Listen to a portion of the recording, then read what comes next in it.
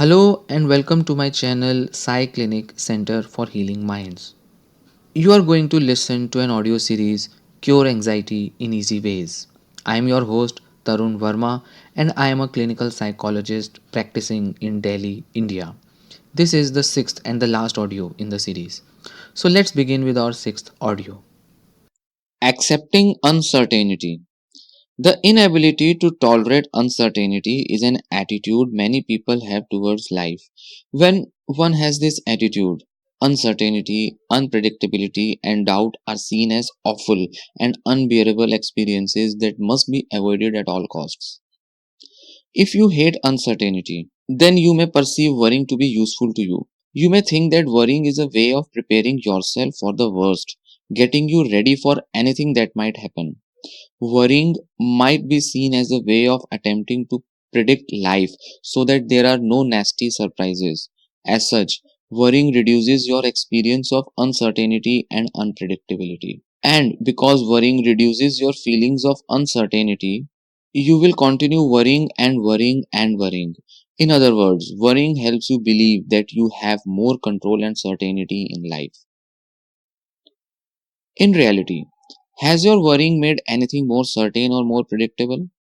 Does worrying really change the outcome of what will happen? Unfortunately, life is still as uncertain and unpredictable as it ever was.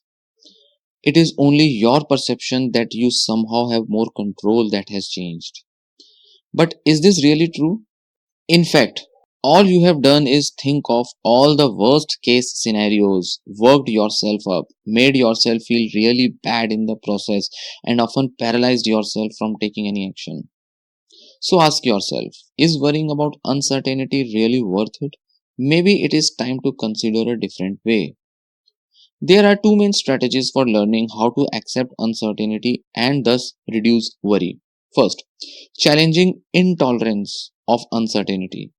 Ask yourself the following questions and write down your responses. See if you can come to an understanding of the disadvantages and problems of being intolerant of uncertainty.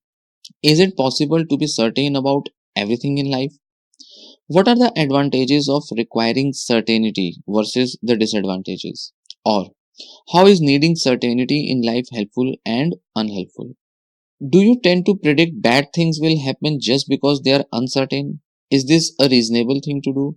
What is the likelihood of positive or neutral outcomes?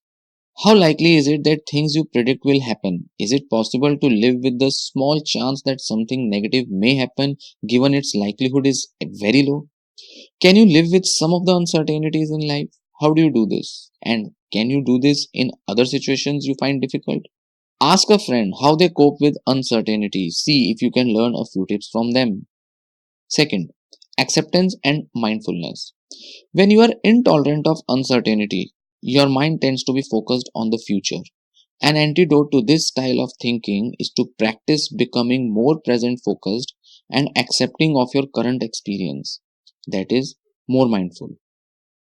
The steps to being more accepting and mindful are explained in the audios What is Mindfulness and Mindfulness and Letting Go. Three basic steps to follow are: first, being aware of what you are currently thinking and what you are feeling in your body. Use the feeling of your breath to remain present.